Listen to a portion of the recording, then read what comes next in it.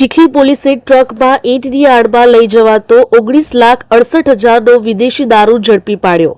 નવસારી જિલ્લાના ચીખલી પોલીસ સ્ટેશનની સર્વેલન્સ ટીમે પેટ્રોલિંગ દરમિયાન બાતમીના આધારે સ્ટેટ હાઈવે 177 પરથી એક ટાટા ટ્રક ઝડપી પાડી છે।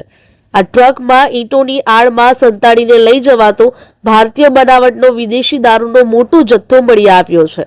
ચીખલી પોલીસ અને રૂમલા પોલીસ ચોકીના સ્ટાફે સંયુક્ત બાતમીના આધારે નાયરા પેટ્રોલ પંપ પાસે વોચ ગોઠવી હતી। તપાસ દરમિયાન ટાટા ટ્રક નંબર GJ15XX7050ના ડાલામાંથી 1100 ઈંટોની આડમાં છુપાવેલા 152 પૂઠાના બોક્સ મળી આવ્યા હતા। વિસ્કી, વોડકા, ટીન બિયર મળી કુલ 5,208 દારૂ નંગ, જેની કિંમત ₹19,68,000 થાય છે। આ ઉપરાંત ટ્રક, મોબાઈલ અને ઈંટો મળીને કુલ ₹29,81,800નો મુદ્દામાલ જપ્ત કરવામાં આવ્યો છે।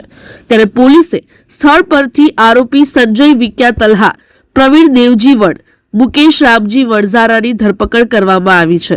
દારૂનો જથ્થો ભરાવી આપનાર અને મંગાવનાર અન્ય આરોપીઓને વોન્ટેડ જાહેર કરી પોલીસે વધુ તપાસ હાથ ધરી છે।